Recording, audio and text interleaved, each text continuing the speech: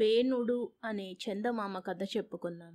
ధ్రువుడికి భ్రమి అనే భార్య వల్ల కల్పుడు, వత్సలుడు ఇలా అనే భార్య వల్ల ఉత్కలుడనే కొడుకు, ఒక కూతురు కలిగినట్టు మనం తెలుసుకుని ఉన్నాం కదా. ధ్రువుడు రాజ్యత్యాగం చేసి తపస్సు చేసుకుంటానని బదరీ వనానికి వెళ్ళాక ఆయన కొడుకులందరిలోకి పెద్దవాడైన ఉత్కలుడికి రాజ్యాభిషేకం చేద్దామనుకున్నారు. అయితే ఉత్కలుడు మహాజ్ఞాని. అతను పైకి చూడడానికి మూగవాడు, గుడ్డివాడు, చెవిటివాడు అన్నట్టుగా ప్రవర్తించుతూ రాజ్యాన్ని నిరాకరించాడు. అది చూసి కుల పెద్దలు, మంత్రులు ఉత్కలుణ్ణి వెర్రివాడి కింద జమకట్టి భ్రమి కొడుకైన వత్సరుడికి రాజ్యాభిషేకం చేశారు. వత్సరుడికి 6 కొడుకులు కలిగారు. వారిలో పుష్పార్ణుడనేవాడు వంశోద్ధారకుడు. అతనికి 2 భార్యలయందు తిరిగి 6 కొడుకులు పుట్టారు. వారిలో వ్యుష్టి అనే వాడికి సర్వతేజుడనే కొడుకు పుట్టాడు. సర్వతేజుడికి చక్షుడనేవాడు కొడుకు. ఇతను ఒక మనువు. ఇతనికి 12 మంది కొడుకులు కలిగారు. వారిలో ఉల్ముకుడనే వాడికి 6 కొడుకులు పుట్టారు. వారిలో అందరికన్నా పెద్దవాడు అంగుడనేవాడు. అంగుడి భార్య పేరు సునీద. అంగుడు రాజ్యర్షిగా ప్రఖ్యాతి చెందినవాడు. ఆయన ఒకసారి అశ్వమేధ యాగం చేశాడు. యాగం నడవడానికి గొప్ప ఋత్విజులను ఏర్పాటు చేసుకున్నాడు. వారు ఎంతో శ్రద్ధతోనూ నియమంతోనూ యాగం జరిపించారు. అయినప్పటికీ హావ్యాలు తీసుకోమని వారు దేవతలను ఆహ్వానించినప్పుడు దేవతలు రాలేదు. ఋత్విజులకు ఆశ్చర్యం కలిగింది. వారు అంగుడితో, రాజా, దేవతలు వచ్చి హవ్యాలు పుచ్చుకోకుండా ఉన్నారు. హవ్యాలు నిర్దుష్టమైనవి. శ్రద్ధలో లోపమేమీ జరగలేదు. బ్రాహ్మలు చదివిన మంత్రాలు శక్తివంతమైనవి. దేవతలకు ఎలాంటి అపచారము జరిగినట్టు కనబడదు. అయినా దేవతలు రాకుండా ఉన్నారు అని చెప్పారు. ఈ పరిస్థితికి అంగుడు చాలా నొచ్చుకొని సదస్యుల అనుమతితో మౌనవ్రతం విసర్జించి, సదన్యులారా, నా యాగానికి ఆహ్వానించినప్పటికీ దేవతలెందుకు రాకుండా ఉన్నారు? నా వల్ల జరిగిన తప్పేమిటి? తెలిసిన వారు చెప్పవలసిందిగా అర్థిస్తున్నాను అన్నాడు. దానికి సదస్యులు, రాజా, నీ వల్ల వేరే తప్పేమీ లేదు, కానీ సంతానహీనుడువైన పాపం నిన్నంటి ఉన్నది. పుత్రకామేష్టి చేసి పుత్రప్రాప్తి కలిగినప్పుడు ఆ పాపం హరించిపోతుంది. పుత్రకామేష్టిలో నీవా మహావిష్ణువును ఆరాధించినట్టయితే మహావిష్ణువు వెంట సకల దేవతలు వచ్చి తమ తమ హవిర్భాగాలు తప్పక స్వీకరిస్తారు అని చెప్పారు. అప్పుడు అంగుడు పుత్రకామిష్టి వ్రతం ప్రారంభించాడు. ఋత్విజులు విష్ణువు కోసం ప్రత్యేకమైన పురోడాశాన్ని తయారు చేసి వేదోక్తంగా వేల్చేసరికి హోమగుండం నుంచి ఒక దివ్య పురుషుడు బంగారు పాత్రలో సిద్ధ పాయసం తీసుకుని ప్రత్యక్షమయ్యాడు. బ్రాహ్మణుల అనుమతితో అంగుడు ఆ పాయస పాత్రను గ్రహించి తాను వాసన చూసి తినడానికి తన భార్య అయిన సునీదకిచ్చాడు. సునీద ఆ పాయసాన్ని భుజించి దాని ప్రభావం చేత గర్భవతి అయి సకాలాన ఒక కొడుకును కన్నది.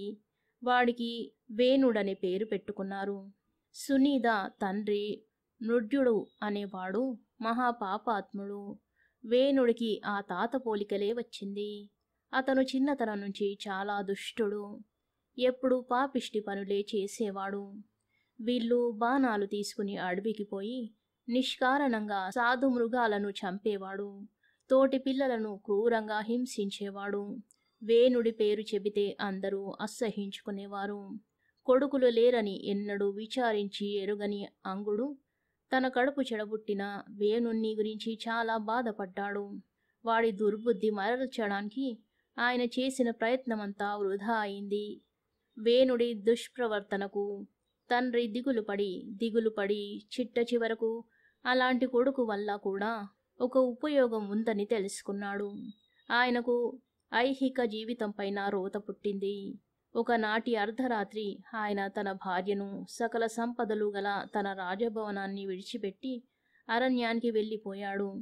మర్నాడు రాజు కనిపించకపోయేసరికి పురోహితులు, మంత్రులు, బంధువులు చాలా ఆందోళన చెంది ఆయన కోసం ఎంతగానో వెతికారు. కానీ వారికాయన జాడ తెలియలేదు. రాజు లేకపోవడంతో అరాజకం ఏర్పడింది. భృగు మొదలైన మునులు ఈ పరిస్థితిని గురించి విచారించి వేణుడు దుర్మార్గుడైనప్పటికీ రాజు లేని దానికంటే దుర్మార్గుడైన రాజుండడమే కొంత మేలని నిశ్చయించారు. వారు సునీతతో చెప్పి వేణుడికి రాజ్యాభిషేకం చేయించారు. రాజైనది మొదలు వేణుడు మదించిన ఏనుగులాగా సంచరించసాగాడు. అతను గొప్పవారినందరినీ అవమానించాడు. యజ్ఞాలు, దానాలు, హోమాలు కట్టెపెట్టమని బ్రాహ్మణులను ఆదేశించాడు. ధర్మాలన్నిటినీ నిషేధిస్తూ చాటింపులు వేయించాడు. వేణుడి దుష్పరిపాలనలో ఒక వంక రాజు వల్ల, మరొక వంక దొంగల వల్ల ప్రజలకు పీడ కలిగి కట్టెను 2 చివరలా ముట్టించినట్టయింది. వేణుణ్ణి రాజుగా చేయడంలో తాము చేసిన పొరపాటు మునులకు తెలిసి వచ్చింది. వారు వేణుడి వద్దకు వెళ్ళి సౌమ్యంగానే, రాజా, మా విజ్ఞాపన ఒకటి విను. అందువల్ల నీకు అష్టైశ్వర్యాలు, కీర్తి పెరుగుతాయి. ప్రజాక్షేమానికి ధర్మం అవసరం. దాన్ని నిలబెట్టిన వాడికి ఇహము పరము కూడా ఉంటాయి. ధర్మం నశించిన నాడు రాజు ఐశ్వర్యం నశిస్తుంది. ప్రజాక్షేమమే కదా రాజు ఐశ్వర్యానికి మూలం. దుష్టులైన మంత్రుల నుంచి, తస్కరుల నుంచి ప్రజలను రాజు కాపాడాలి. ప్రజలు తమ తమ వర్ణాశ్రమాలకు తగిన రీతిగా యజ్ఞ పురుషుడైన భగవంతుణ్ణి ఆరాధించడం ధర్మం. యజ్ఞాల ద్వారా దేవతలు తృప్తులై ప్రజల కామ్యాలు తీరుస్తారు. అలాంటప్పుడు యజ్ఞాలను నిషేధించడం తగని పని అని హితవు చెప్పారు. అంతా విని వేణుడు మునులతో, అయ్యో, మీరెంత మూర్ఖులు! సమస్తాన్ని ఇవ్వగలిగి ఈశ్వర రూపుడైన నన్ను కాదని ఎవరినో కొలుస్తామంటారేమిటి? యజ్ఞ పురుషుడంటున్నారే, ఎవడు వాడు? త్రిమూర్తులు, దిక్పాలకులు మొదలుగా గల దేవతలందరూ రాజు దేహంలోనే ఉంటారు కదా. అందుచేత మీరు మీ బలులు నాకే అర్పించండి. ధర్మం అనే పేరుతో నాకు అధర్మం బోధించకండి అన్నాడు. వేణుడు మారడని నిశ్చయించుకొని మునులు అతన్ని చంపేసి తమ దారిన తాము వెళ్ళిపోయారు. కథ సమాప్తం. ఏది గొప్ప విద్య అనే మరో చిన్న కథ చెప్పుకుందాం. ఒక గ్రామం నుంచి 3 కుర్రవాళ్ళు ఒక గురువు గారి వద్ద చదువుకోవడానికి కలిసి వెళ్ళారు. గురువు మహా విద్వాంసుడు. ఎవరికే విద్య కావాలంటే ఆ విద్య చెప్పగలవాడు. కలిసి వచ్చిన విద్యార్థులలో ఒకడు వైద్యశాస్త్రం ప్రారంభించాడు. రెండోవాడు జ్యోతిష్యం నేర్చుకున్నాడు. మూడోవాడు తర్కం అభ్యసించాడు. గురువుగారు వాళ్ళను పరీక్షకు పెట్టి చూడవలసి ఉంది. ఒకరోజు ఒక పెద్ద మనిషి గురువుగారి దగ్గరికి ఒక జాతకం తెచ్చాడు. ఆ జాతకం గల యువకుడికి తన కుమార్తెనిచ్చి చేద్దామనుకుంటున్నానని ఆయన గురువుతో చెప్పి, మిగిలిన అన్ని విషయాలు మాకు చాలా తృప్తికరంగా ఉన్నాయి. ఆ అబ్బాయి జాతకం చూసి మీరు వివాహం చెయ్యమంటే చేసేస్తాను అన్నాడు. గురువుగారు ఆ జాతకాన్ని చూసి, ఈ కుర్రవాడికి వివాహ యోగంతో పాటు కొంచెం దుష్టగ్రహ వీక్షణ కూడా ఉన్నది. పెళ్ళి అయిన కొద్ది కాలానికి జబ్బు చేస్తుంది అన్నాడు. ఈ మాట విని పెద్ద మనిషి దిగులు పడిపోయాడు. గురువుగారు తన 3 శిష్యులను సంప్రదించుతున్నట్టుగా, మీరీ పెద్ద మనిషికి ఏమి సలహా ఇస్తారు అన్నాడు. వెంటనే తర్కం చదువుకున్నవాడు, ప్రతి జాతకంలోనూ ఎప్పుడో ఒకప్పుడు దుష్టగ్రహ వీక్షణ ఉండనే ఉంటుంది. ఇతర విషయాలన్నీ అనుకూలంగా ఉన్నప్పుడు తప్పక వివాహం జరిపించవలసిందే అన్నాడు. వైద్యం నేర్చుకున్నవాడు, వరుడికి జబ్బే కదా చేస్తుంది, జబ్బు చెయ్యని వారెవరున్నారు? మంచి వైద్యుణ్ణి మాట్లాడి చికిత్స చేయిస్తే ఎంత లావు జబ్బైనా నయమైపోతుంది అన్నాడు. జ్యోతిష్యం నేర్చుకున్నవాడు, దీనికింత రాద్ధాంతమేమిటి? ఏ గ్రహాల వీక్షణ బాగా లేదో మనకు తెలుసు గనక పెళ్లి సమయంలోనే ఆ గ్రహాలకు శాంతి జరిపిస్తే ఏ జబ్బు చెయ్యదు అన్నాడు. మరికొంతకాలానికి గురువుగారు పొరుగురు వెళ్ళిన సమయంలో గురువుగారి చిన్న బిడ్డకు జ్వరం వచ్చింది. గురువుగారి భార్య బిడ్డ ఒళ్ళు తాకి చూసి, అయ్యో, బిడ్డ శరీరం కాలిపోతున్నది, ఏం చెయ్యాలో కాస్త చూడండి అని శిష్యులను అడిగింది. చన్నీళ్లు పోస్తే వేడి దానంతటా అదే తగ్గిపోతుంది అంటూ తార్కికుడు బిందె తీసుకుని చెరువుకు బయలుదేరాడు. జ్యోతిష్కుడు పంచాంగం తీసి ఆ రోజు తిది వార నక్షత్రాలు హోరాలు లెక్క చూసి ఏ గ్రహ దోషం చేత జ్వరం వచ్చిందో చూడడానికి కూర్చున్నాడు. వైద్యుడు బిడ్డను పరీక్షించి అది ఎలాంటి జ్వరమో తేల్చుకొని పోపుల పెట్టెలో నుంచి కావలసిన దినుసులు తీసుకుని నూరి తేనెలో రంగరించి బిడ్డ నాలుకకు రాశాడు. ఆ సాయంకాలం గురువుగారు ఇంటికి వచ్చేసరికి బిడ్డకు జ్వరం తగ్గిపోయి మామూలుగా ఉన్నది. గురువుగారి భార్య జరిగిన సంగతి తన భర్తకు చెప్పి, ఏమండి, జ్యోతిష్యం వల్ల లాభం ఉండడం చూశాను, వైద్యం వల్ల లాభం చూశాను, కానీ తర్కం దేనికి పనికి వస్తుంది? మీ దగ్గర తర్కం నేర్చుకున్న మూఢుడు జ్వరం వచ్చిన బిడ్డకు చన్నీళ్లు స్నానం చేయించబోయాడు తెలుసా అన్నది.